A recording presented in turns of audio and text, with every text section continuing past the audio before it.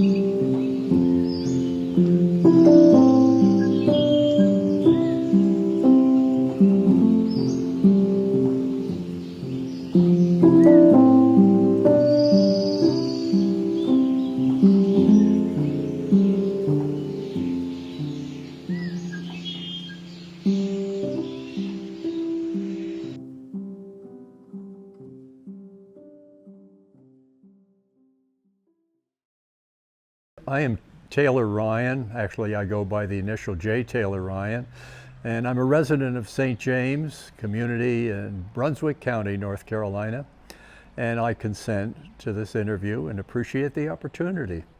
Well, back in 2003, I attended a seminar that was put on by the North Carolina Coastal Federation, Division of Marine Fisheries, UNCW, and the purpose was to educate this area, many people who wanted to show up, on the value of oysters. North Carolina had been quite a ways behind the state of Virginia in recognizing the value of oysters and the opportunity for selling them and growing them. So at this seminar, of the many things that we spent time on that day, 30 to 50 gallons of water per day are cleaned by each oyster. I came back to talk to our mayor and I said, you know, looking at this ICW, it's pretty dirty. And after this seminar, I think we ought to build a shoreline. Living shoreline wasn't the term at the time. I think we ought to put bags of oyster shells out to stop erosion, plant grasses, and provide a habitat for marine life and food for bird life. And someone, as we were just about finishing up bagging all those shells, somebody said, well, how do we do? We bagged 21 cubic yards of shells. And the answer was, we gave 21 cubic yards of shells to another community. It took them 3 months to bag them. You did it in 3 hours. We like you. Let's do more. We built 2 25-foot reefs of bagged oyster shells. After we had all them bagged, we did it about a month later. And we came back 3 months later. This was in the fall, and that's where there's a lot of larvae floating back in the forth in the ICW. And they attach to a hard shell, some hard surface. So there are a lot of oyster shells and they attach. And then they grow, they develop a shell, and they become their own oyster over 3 to 5 years. We came back 3 months later, and granted, we may be a little wrong, but we counted about 750,000 oysters growing on that 50 feet of shells. And so what if it was 1 million really, or 500,000? There was a whole lot of activity that showed the value of placing a living shoreline here and growing oysters. And we've been growing oysters every year since then. One of the challenges is we'd really like to do it faster, but it's difficult getting enough shells, bags of shells during the year to do that. We are looking at some alternatives, like the tables that I showed you down at the waterway. They would work very well, and they're relatively easy to build. They're not that expensive, and we could install them and continue to grow oysters. So we're looking at that. One of the other challenges is we found some more biodegradable bags. By more, I mean we have biodegradable bags from day one, but not that quickly. And we got some that lasted 2 and 3 years. And then earlier this year, we had some of those successful bags that disintegrated in 2 to 3 months. So we were cut short on what we could build July 1st. And now we found another series of bags that I think are going to work very well. So there are a couple of the challenges. A plus on all the sides is the volunteers here who help us do it. And we never have a shortage of volunteers. Another story is a couple of folks who aren't able to help anymore. They have some physical challenges. They come down and they just talk to the other volunteers. We have students from high school here. We have students from a Christian school in Charlotte. And we have another school from Wilmington that even brought students down. And we get everybody to be with somebody you didn't come with, so everybody can share experiences and talk to each other and learn from each other. With Florence, we know that living shoreline stopped a lot of erosion from that storm, and we advertise that. We also are justifying it in a lot of ways, especially on these areas where there are a lot of houses. As the mayor put it, we want to protect your shoreline to protect your property values. And if we protect your property values here, the rest of the property values will be protected throughout St. James. I'm Paige Calkins, and I was a Living Shorelines intern with the UNCW Benthic Ecology Lab, and I was an environmental science major at the University of North Carolina, Wilmington, and I agreed to be a part of this. So my role as a Living Shorelines intern, I was a student alongside one other student, and we co-led a project. So we were assigned to 2 living shoreline reefs. There was one in St. James and one in Fort Caswell. My role was to design and implement plans to build the reefs and sample them quarterly. So me and the other intern, we were in charge of scheduling sampling and processing those biological samples at the lab. And also when there was a conference or any time that we had to present our findings, we were responsible for presenting them and doing the analysis on that data and synthesizing it all together and making sure it was all kept up to date. So it depended on what time of year when we were sampling. So we would sample quarterly. So if it was around a sampling time, we would be prepping our sampling material, we'd be scheduling, and we'd be getting volunteers and looking at the tides and the weather. And then if it was after sampling, we would spend 2 weeks processing the biological samples. So we had 16 reefs at St. James, and so we had 16 bags, 1 per reef, and we would bring those back and they would stay in our refrigerator, and then we would process each oyster, and we would look for spat, and we would measure them and count them, and then we would look for live oyster growth, and we would measure and count those as well, and then we would also process any type of invertebrates that we saw, any crabs, shrimp, any fish eggs, anything that we found in there that was of significance, we would note and count and measure. During times when we weren't sampling and we weren't prepping for sampling or processing, we would be doing data analysis, data entry, and data checking. So all the data from our data sheets in the field would be put into the Excel spreadsheets, and then someone else would have to check them to make sure the data was practical and made sense and that there were no errors. And then if we were doing a project or a report, or we were asked to do a presentation, then we would have to synthesize that data and put it into a poster or a presentation or send it to someone else who needed it. It gave me hands-on research experience that was practical, and it helped me build connections at the Center for Marine Science with faculty and staff members there that are in my field and were able to help me build connections and ultimately get me to a place where I could graduate and I could have that in-field experience to continue after graduation. And it also helped me learn how to be part of a team, especially working with students that were master's students, PhD students, volunteers, just students of all age groups. It was really cool to be able to inspire younger students and also learn from the older students and people more ahead of me in my field. I also was a part of the other projects in the Benthic Ecology Lab, so they did some projects with the Bureau of Ocean and Energy Management, sampling the Frying Pan Shoals offshore to see if that was a potential offshore sand resource for the beach renourishment at Wrightsville Beach. And so I got to be a part of that project and go offshore with a team there and also work with the Plankton Ecology Lab.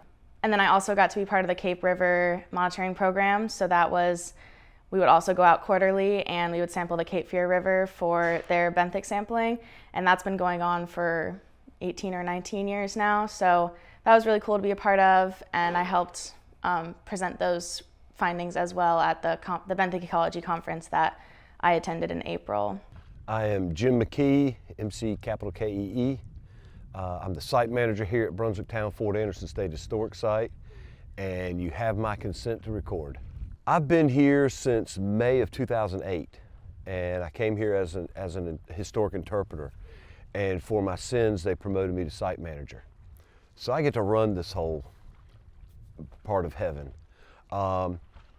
And it's been a real journey because of the erosion that we discovered right after I started. As a result of that, I've learned far more about the Cape Fear River that I never thought I'd know. Wave attenuators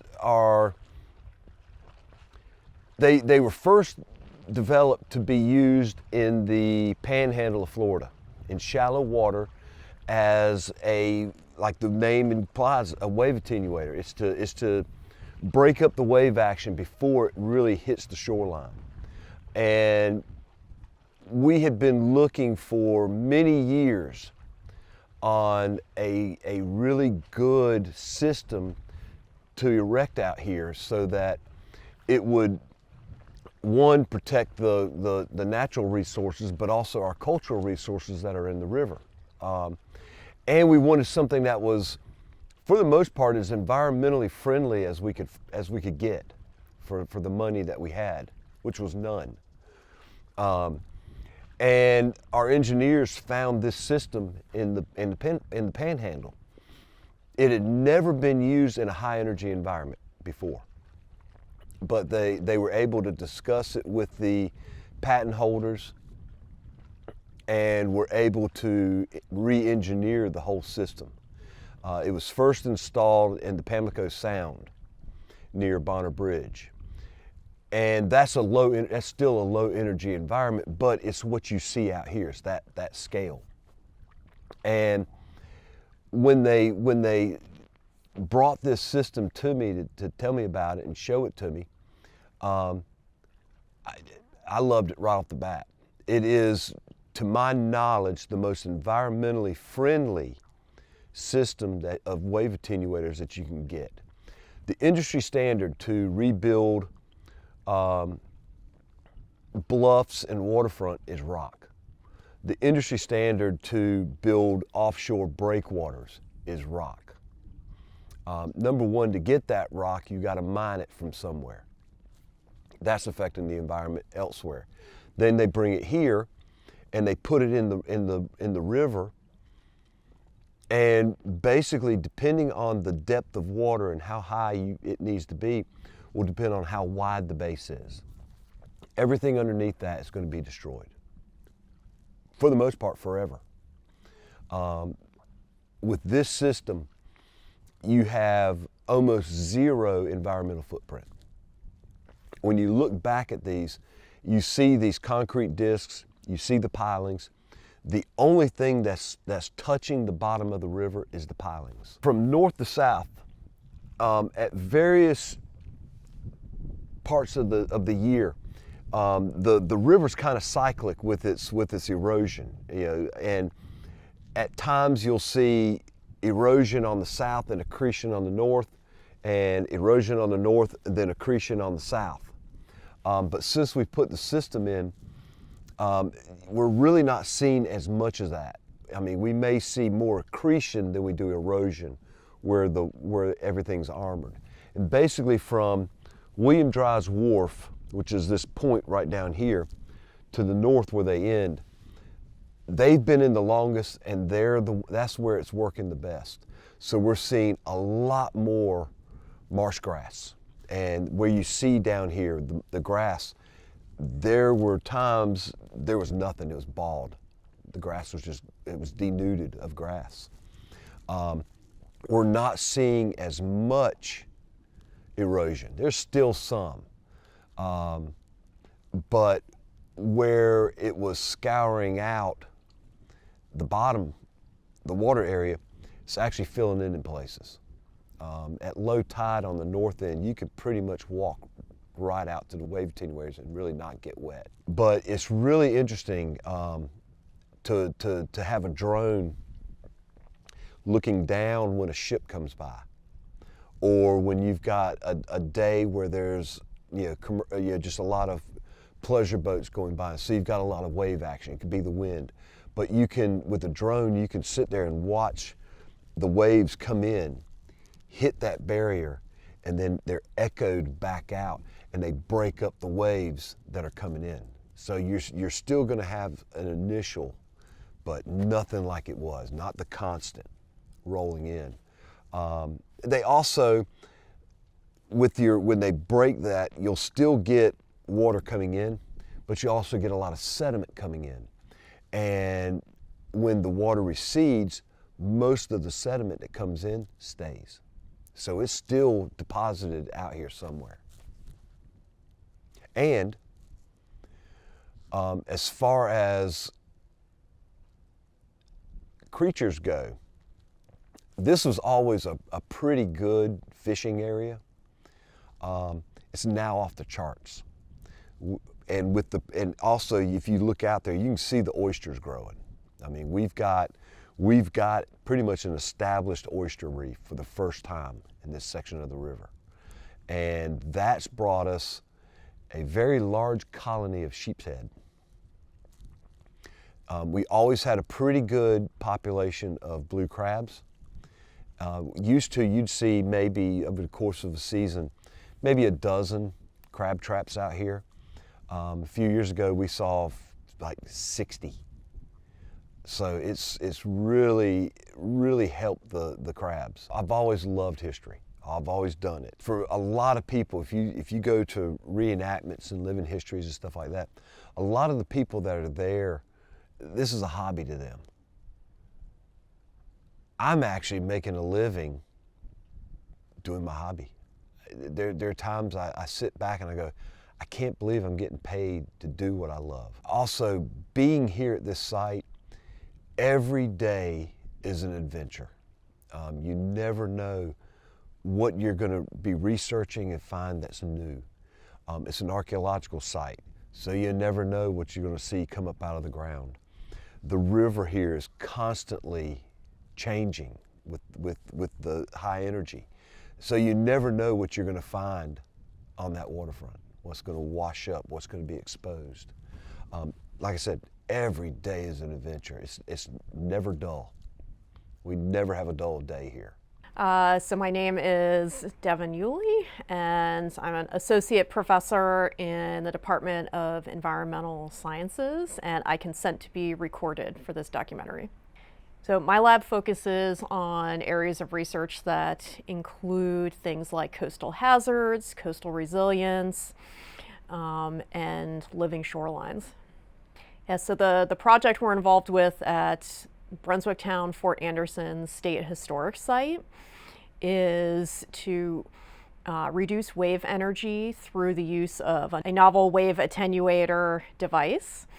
And so there are 4 phases currently out, and the device is a series of stacks of concrete trays that are embedded with oyster shell, granite, and have varying shapes and distribution along the shoreline, with the intent to both provide habitat for oysters to recruit onto and to reduce wave energy from vessels passing, large waves that are generated by the wind and other events. So oysters filter millions of gallons of water during their lifespan. And so in addition to providing the benefit of reduced erosion and reducing wave energy along the shore, having a lot of good oyster habitat also assists with enhancing water quality within the area. They're a little bit different in respect to the level of what we consider on the spectrum of shoreline protection. We go from green to gray is typically how it's described, with green, more green types of approaches being more living, having fewer structural components and more living components, such as relying on small oyster bagged reefs and plantings, whereas on the gray end, where there's more structure at the site, you're looking at more things like the concrete, like riprap type of structures. And so the attenuators at Fort Anderson fall more on that gray structural side, in that they are primarily composed of human-made materials versus relying solely on living components. However, they do have a living component to them. Where the attenuator approach is best used is where there's really high consistent wave energy, because structurally the attenuators are a lot more resistant to those physical forces than something on more of the green side of the spectrum. So things like, again, just plantings or just small bagged oyster reefs. When you have the amount of wave energy that you see in places like near the main shipping channel of the Cape Fear River, or in really busy trafficked areas of the Intracoastal Waterway, or large port, where there's large ports, like in Florida, which is where the attenuators were originally created to serve as shore zone protection, is when you have lots of large vessels and lots of marine traffic, those kind of areas, you just can't always do a less structural approach, simply because it's not resistant enough to that level of wave energy. I think what I enjoy most about it is twofold. One is working with local groups and sites like Brunswick Town Fort Anderson, and one of our other project sites, the USS North Carolina Battleship, in that it's really great to be able to give back to the community by helping to provide research and support and help the community in terms of enhancing coastal resilience for the community that I live in. And second, working with students on these projects and getting to help provide professional development and skills for those students to then go on and have a successful professional career after they graduate. I'm Lawrence Cahoon. I'm a professor of biology and marine biology, and you have my consent to record this. Olivine sand is a naturally occurring mineral that's been ground up into sand, and it reacts in seawater to bind carbon dioxide from solution and turn it into carbonate or bicarbonate, which represents a form of ocean alkalinity. And the net effect chemically is to remove carbon dioxide from seawater, which absorbs it from the atmosphere. And so ultimately the idea is that we can draw down the atmospheric content of carbon dioxide, the most powerful greenhouse gas, and reduce the atmospheric concentration of CO2, carbon dioxide.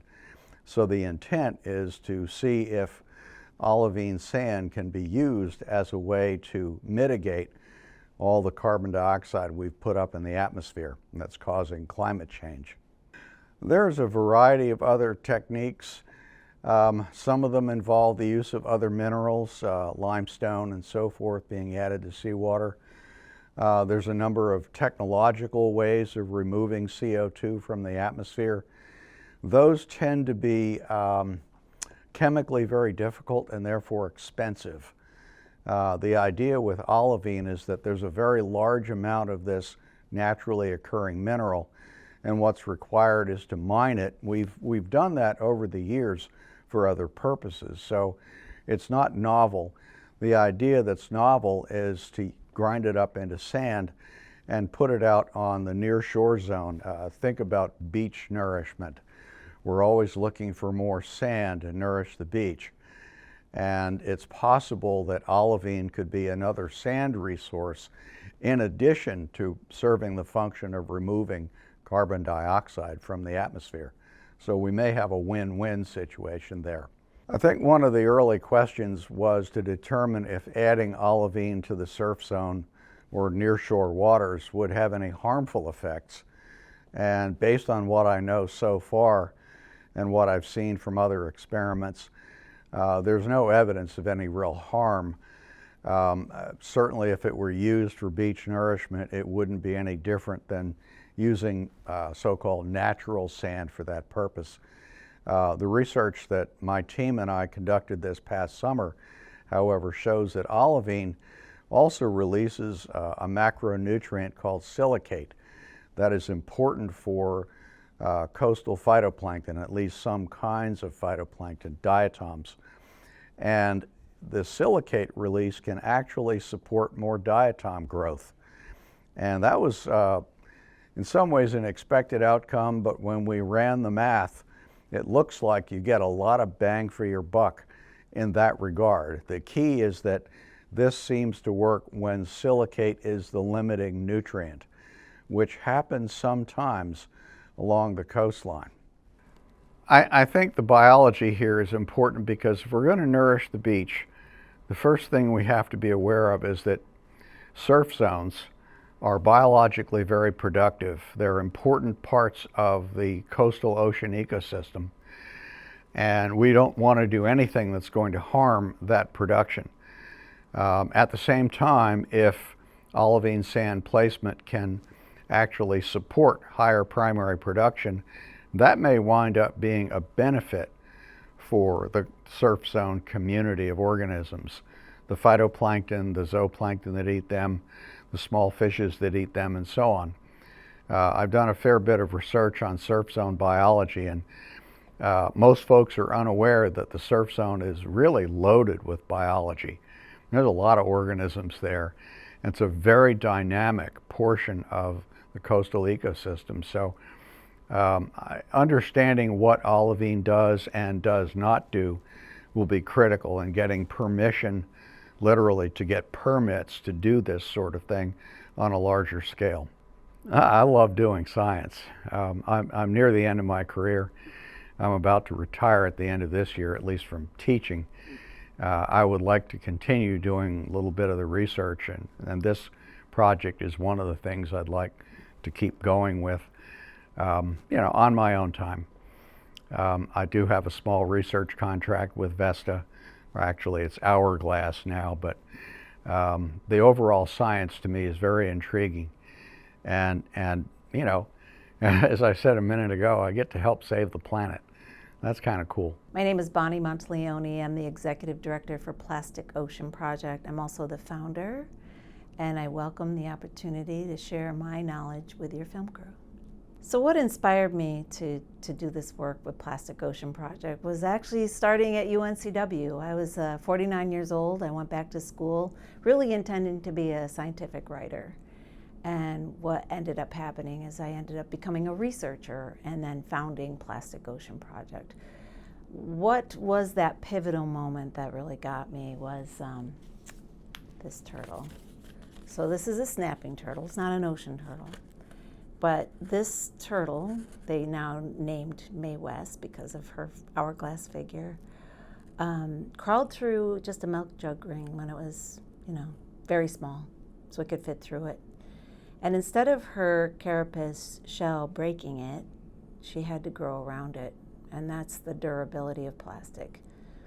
And just seeing this image made me realize that that's what I wanted to learn about for my thesis at UNCW as a humanities student. So, so that question, or seeing that, led to the question if plastic is accumulating in the North Pacific, which I learned about in my class at UNCW.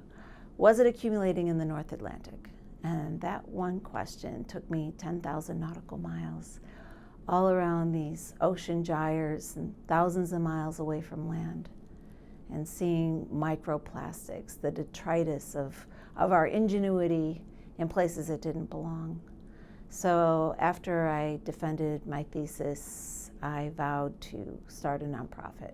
The impacts of plastics, what really inspired me was the impacts it was having on nature.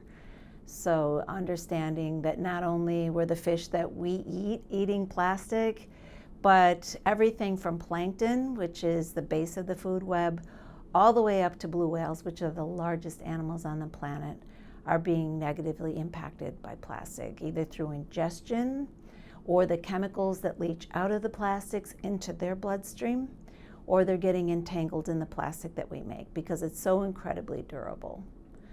And then, this work that I started because I cared about the environment, now 15 years later, we're learning that what we do to the planet, we do to ourselves.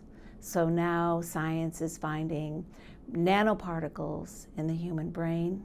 They're finding it in the human heart, in our bloodstream, and our reproductive issues, and having a negative effect, causing links to cancer, especially with children. So the American Academy of Pediatrics recently published a paper pleading with the government, please start banning some of these chemicals that are allowed to be put in plastic because they're having a direct effect on our children. Why children? Because their metabolisms run much faster. So these chemicals that are endocrine disruptors, which your endocrine system manages every cell in your body, they are saying that it's linked to cancer, obesity, diabetes, reproductive issues, and behavioral disorders. And what do we have today? We see it every day with children. When I was young, I knew one child that had cancer all through my elementary, middle school, and high school. So this is a growing problem, and we cannot negate that plastic is contributing to a lot of these health problems that are happening. This plastic pollution, which I learned about as I traveled around the world, there are some places more impacted by plastic pollution than others, partly because they don't have the infrastructure, like Haiti doesn't have the infrastructure to dispose of this waste. And so lots of times they'll just put it on a barge, take it 200 miles offshore and dump it in the ocean, right? Another huge problem that we're creating in nations, developing nations, is that we tell everybody, put all your plastics in the recycle bin, and then we'll sort out the parts that we need for recycling. And then we actually put them on barges and send them to 11 different poor countries in the world. So now they get these plastics, they take out what they can use, and most of it they can't. So again, they put it in rivers, send it downstream to go into the ocean. So unfortunately, really poor communities are more impacted by plastic pollution than other places like in the US. So that's just one example, and there's more and more companies that are actually embracing the idea that maybe we don't want to poison our people with plastic. So there's local restaurants called Ocean Friendly Establishments. It's a program we started here at Plastic Ocean Project. And they're committed to reducing their waste. Started with a plastic straw, using paper straws, and then it went on to moving away from styrofoam. You should never eat and drink out of styrofoam. It is the most toxic material that we could be eating and drinking out of. So when you have businesses making it their responsibility to treat their customers better by not using toxic materials, now you're making a huge shift. And those are just a few examples, and there's certainly plenty more. On the political level, there are states that have been banning plastics, plastic bags, or just putting a fee to a plastic bag. So really encouraging people to bring their reusable bags. And then more and more businesses are saying, hey, if you come to my coffee shop and you bring your own mug, we're going to give you a discount. So there's just these beautiful ways in which we are making a difference incrementally to reducing the amount of plastic in the environment. I like to encourage people, take the one thing that you absolutely love that's wrapped in plastic, and you're like, I just can't live without that one thing, and I have to have it. Could you figure out a way to make it yourself? So let's say it's a type of granola bar or a protein bar, right? Could you go online, and you can, find how you can make your own protein bars, and then wrap them in foil or wrap them in reusable packaging. And now you've solved one problem that you're creating and still getting what you want, and it's probably even better for you because you know what you put in it. And then through the arts, you know, we've got a lot of young people creating art out of trash. The Trash and Fashion Show is another really great example that we do here with high school students. So it's 100% run by high school students, bringing awareness to the plastic that's actually in our clothing, right? How do we reduce that? How do we mitigate how much plastic we're producing by buying brand new clothes? We can repurpose materials, we can, you know, go to thrift shops, we can redesign clothes at thrift shops, and it's a fun way to bring awareness to this issue. I get to be part of that. I get to witness the transformation of young people. And then lastly, solutions through collaboration. We work with corporations. We do not believe in demonizing anyone. So with that, the young people are getting exposed to corporations that can lead to them getting internships at those corporations. And now they take the knowledge they learned from Plastic Ocean Project and bring it into at the corporate level. So how could I not be overjoyed with what's been created because of a turtle climbing through a milk jug ring? Bridging the gap between scientists and the public has been more important than ever. We asked our experts more questions about government relations with the scientific community, how to make meaningful impacts in your daily life, and ways to move forward in a positive and effective manner for both the environment and people. Conservation of artifacts and the conservation of the environment, there's really one key that works for both. It's called common sense. If you think it's going to be harmful, don't do it. It's real simple. I mean, it's a real simple rule. Don't do it. So I say take chances and experiment, that sort of thing. But when you're doing that, again, if you think it's going to cause harm, don't do it. Either to the environment or to yourself. Don't do it. And there's going to be frustrations. There's going to be pushbacks and everything. But be persistent. And if you've got passion for what you're doing, there's nothing that will stop you. It may take a little longer, but it's not going to stop you. And passion is the one key element that cannot be taught. You just can't teach it. You either have it or you do not have it. And I have passion for history. I have a passion for every aspect of this site, environmental, cultural, all of that. That's what helps me sleep at night, but it's also what keeps me awake at night sometimes. But again, passion and common sense are your two greatest friends. It has unfortunately depended on politics. The agencies respond to the elected officials who oversee them.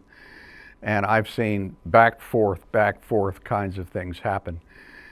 We had a governor about a decade ago in North Carolina who did not believe in climate change, and the state agencies were not allowed to work on it. Weren't even allowed to use the term. We're not allowed to factor climate change and sea level rise into permitting decisions. And we've since had a governor who goes the other way, who thinks this is a real problem and so forth. So the permitting agencies, I have found generally they're pretty easy to work with. They're technical people. They want to follow the letter of the law. They want to follow the science generally, unless they're going to be in trouble for that. And so it's a matter of open communication with them. I think we had a good opportunity here, the right kind of politics in place at the state and federal level so that Project Vesta could proceed. I think in other political climates that might not have happened. The science community has a pretty good handle on what's driving climate change, an excellent handle on it. We know what's going on.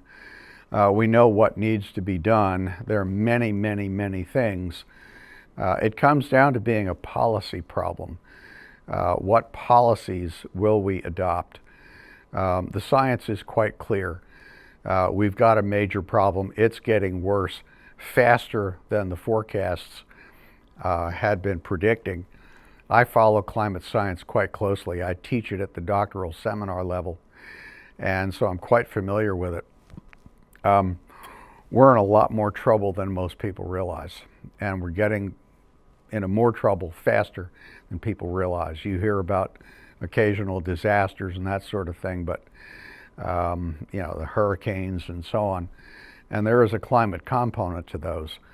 But there are other things going on that are going to make everything worse over time. But it comes down to policy. What are we going to do differently? The science community can inform the politicians, but politicians have to listen. And they've got to come up with policies that make sense in light of what they've been told. If they're going to deny or obstruct for whatever the reasons, then we're not going to solve the problem.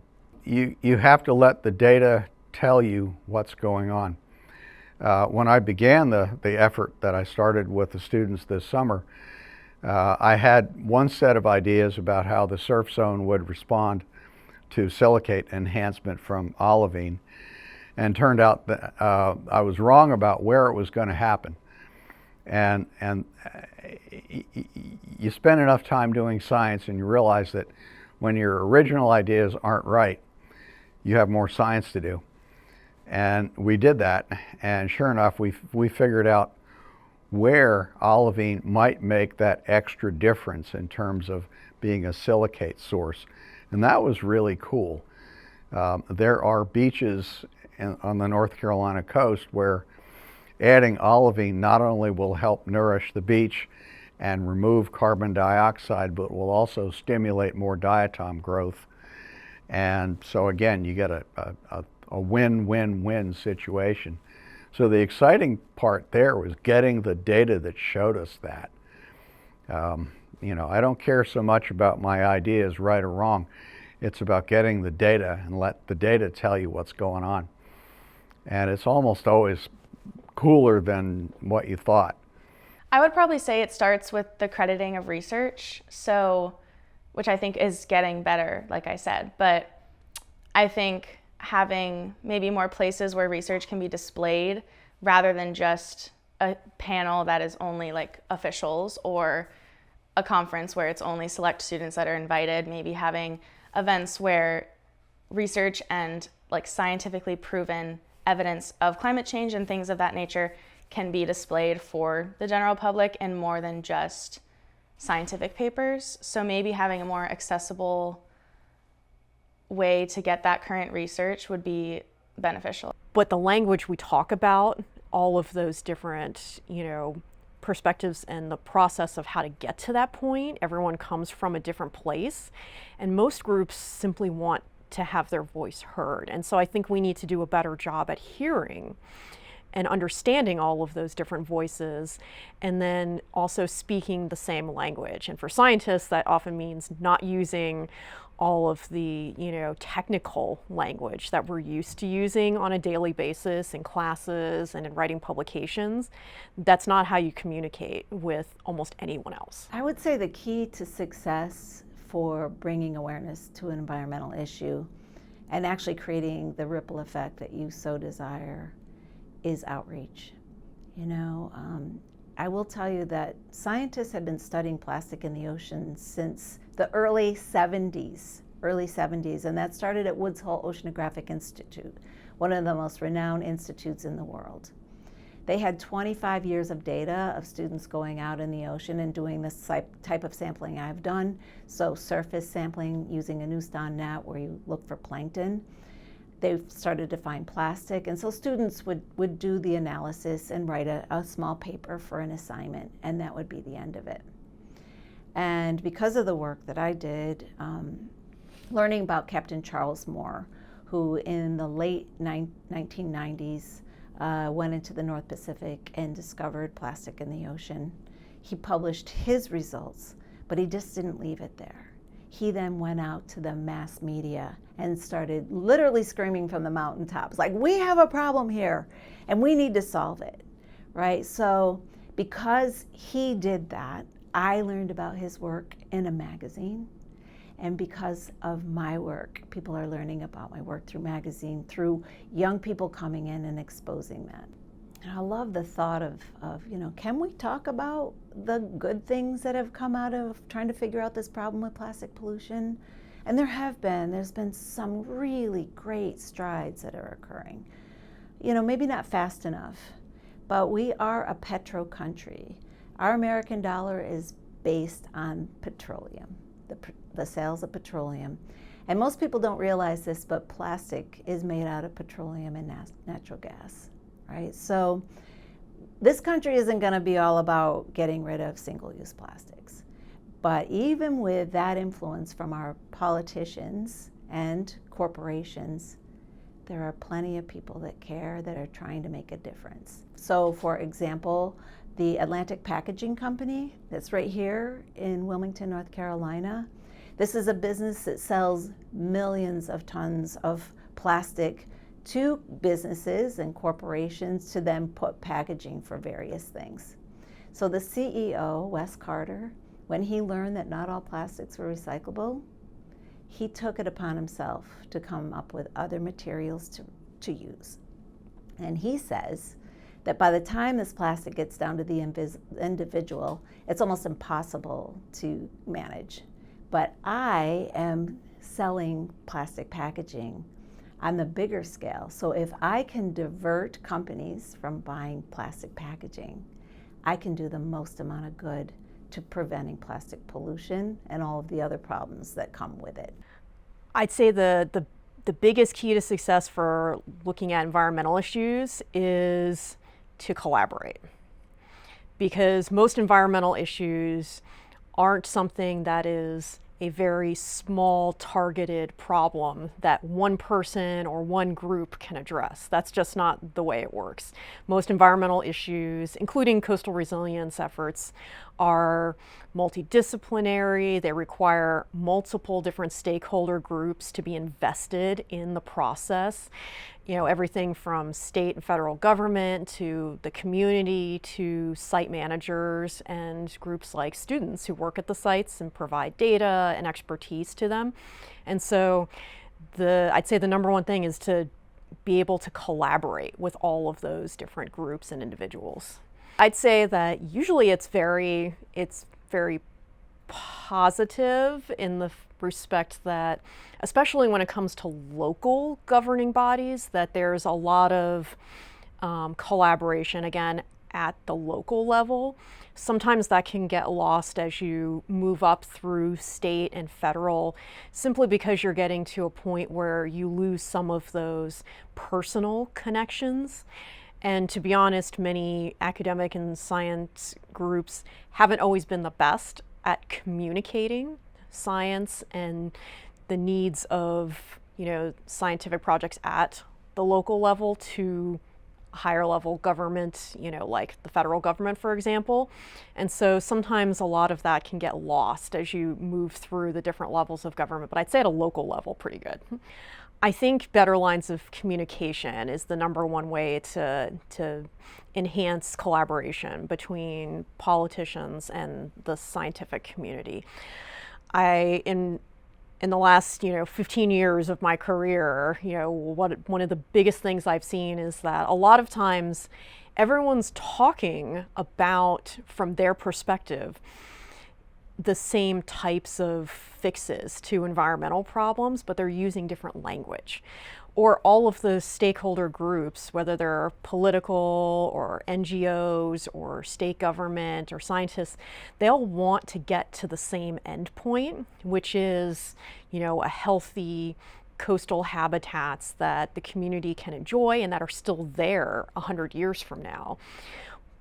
What Vesta and Hourglass had proposed to do off Duck was a large-scale demonstration project, adding 7,000 tons of olivine sand to the nearshore zone off the beach there. And the permitting was novel, we'll put it that way. The permitting agencies, in this case EPA, and the U.S. Army Corps of Engineers, and then the state agencies as well, didn't quite know what to make of this at first. It's the first time anyone's proposed to do this. And so the permitting process was drawn out. The Corps was waiting for EPA to move, and EPA was waiting for the Corps, and classic bureaucracy. But that's part of what you do in a demonstration project, is figure out the regulatory pathway. And that's been done. The permits are there, the project's being executed. And so, you know, the learning curve here is a very important part of all of that. When it comes time to attempt this on a production scale, that is, you know, seriously large amounts of olivine to nourish a beach, having been through the permitting process and then being able to show, here are the data we collected that demonstrate what impacts, if any, there were. And what we're looking for is to see if there are any negative impacts. If there are, then you'd have to mitigate and all of that. But if there are no negative impacts, and if it does what it's supposed to do, then that makes the permitting process much easier. When it comes to politics, well, you know, half the politicians out there think climate change is a hoax. Well, they're idiots, so, or worse. They're lying, they know it.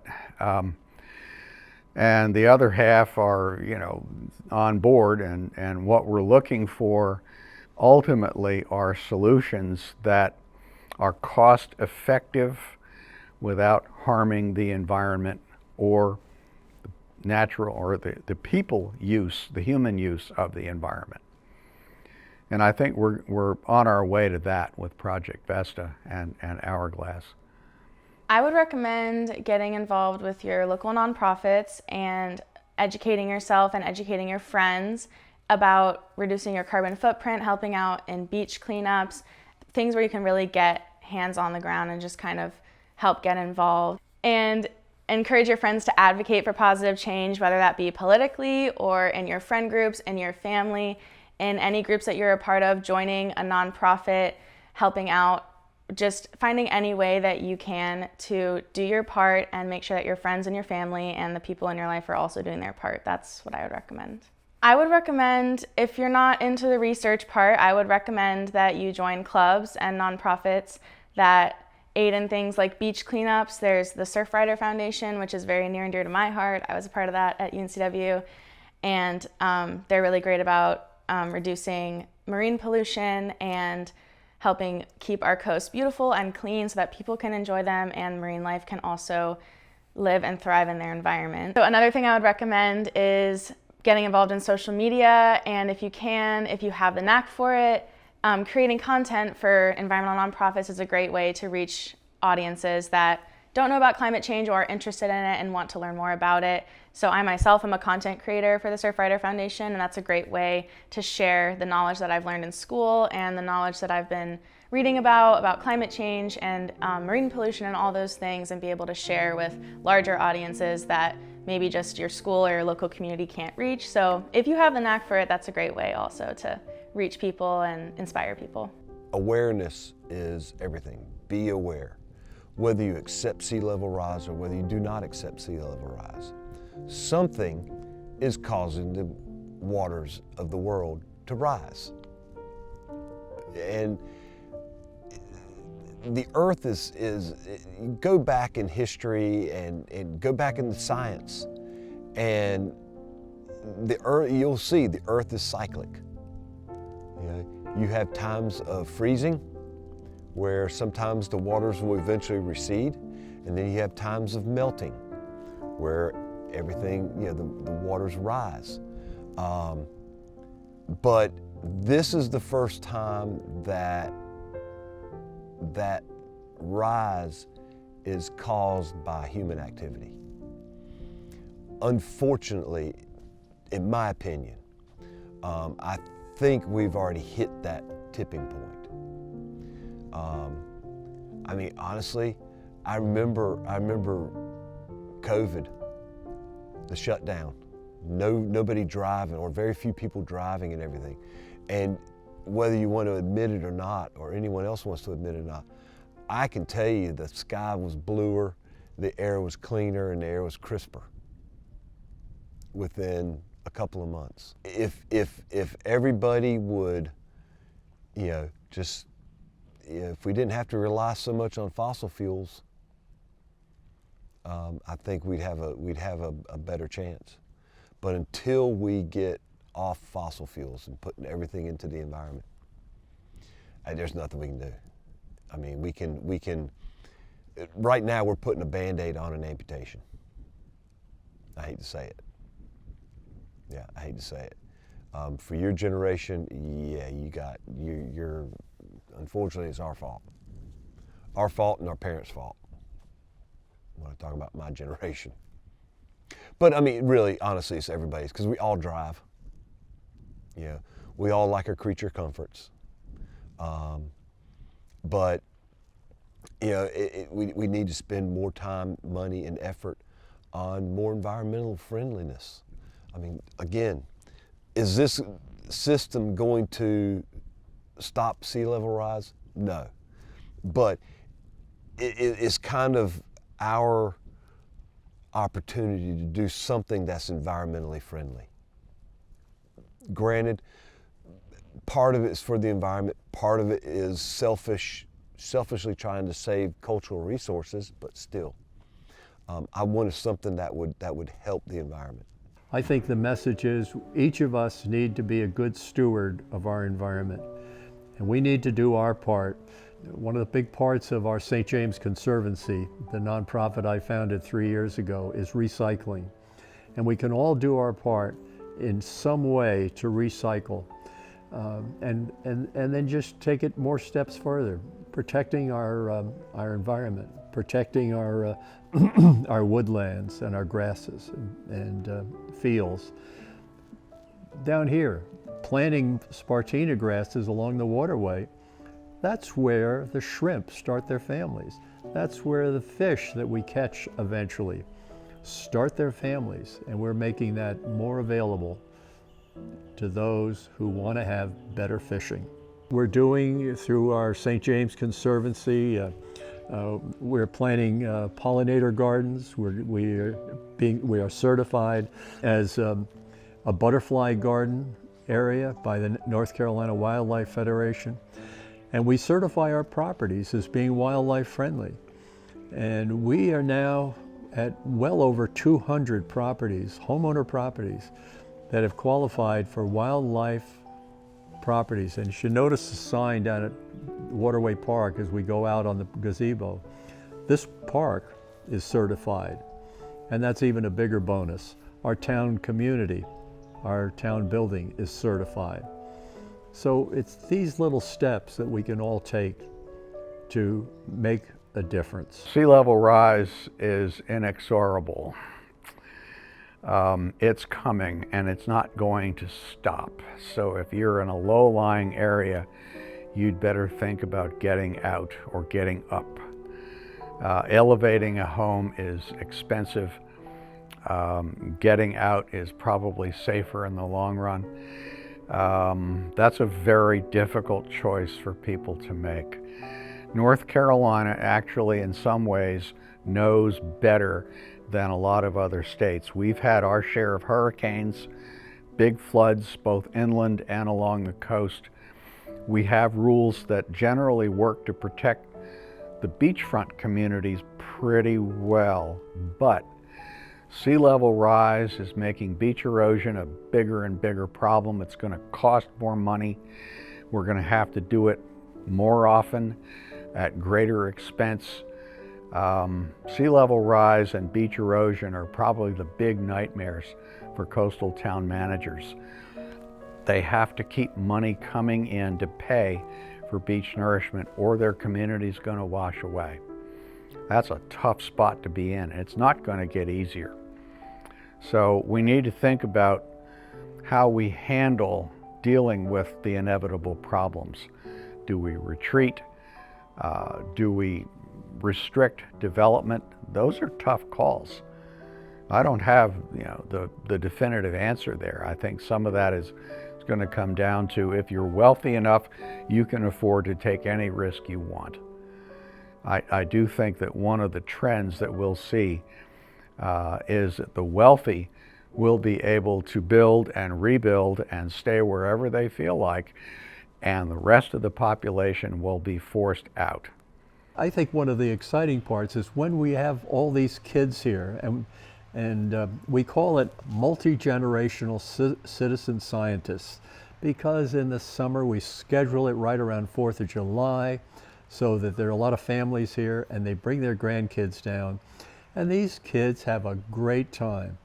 They carry the bags, even little 3- and 4-year-olds carry the big bags down, and I picture one who just came back and forth running, carrying a bag up, running fast, then running back to get another one.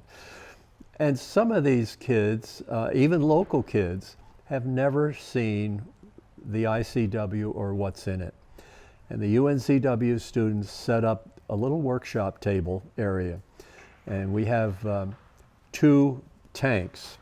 And each of the tanks has dirty ICW water in it. One tank has oysters. And within an hour, you can see the water being cleaned by those oysters. And that's exciting. They take seine nettings down to show the kids what's in the water. They come back with fish and some snails that they pick up off the reefs and different varieties. One time they even came back with a stingray. Not a very big one, but a stingray, which was pretty exciting for all the kids. I think for that one, there's a couple of different levels that you can talk about. And I think at the highest level globally, it's got to be reducing CO2 emissions so that we can at least start to reduce the potential larger climate impacts. But as we start trickling down again through federal, state government, local government, I think it's just being aware that we've reached a point where we have to start thinking ahead about these things, and there's no way to go back at this point. And we just have to accept that point and move forward. And I think that level of acceptance is something that we're still grappling with. I mean, especially at the local level, you know, going to town meetings and hearing about what, you know, options are on the table for changing development policies at a local level. I mean, that's something where the average person has a really powerful voice. And a lot of the decision making that happens at the local, like county and city planning level in terms of what types of developments are allowed in high-risk coastal areas especially, that's where they're put to a vote. And so that's where anyone can come and have their voice heard to try and prevent, for example, expanding into high-risk areas, or not changing and opening up zoning for areas, you know, that are high risk of, you know, being impacted by sea level rise. And so, and just being educated in what's going on in the community. Yay! So I would say 100% the way we solve this is by educating each other. We can't wait for the government because they're not coming to help us. No one's coming to save us. And nothing has ever changed but from the grassroots up. And because of the efforts of everyday people putting their mind on protecting the environment, we now protect a lot more, like the Clean Water Act, the Clean Air Act, the Marine Mammal Protection Agency. All of those things were because of people who cared about the environment and wanted to put themselves out there to help create the change. There has been an incredible shift in our policy and our policymakers and science.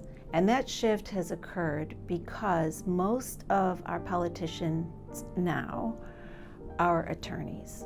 So decades ago, it was an amalgamation of our country. So farmers were congressmen, right? Scientists, doctors, people from different disciplines were part of our government. And so they could make really good decisions on what was worth making policy. Now it's mostly attorneys, right? And what do attorneys do but kind of wiggle the truth or just work on making the narrative fit into some box? It's not about so much protecting the people. It's really about protecting industry. So this has been the challenge that we're up against. So I know that sounds very dark and negative, but it isn't. I'm telling you this. because I want young people like you to think about going into politics. We need people from a lot of different disciplines to be able to be part of our government. Because once we do that, we're going to do such a better job at taking care of not only the planet, but each other.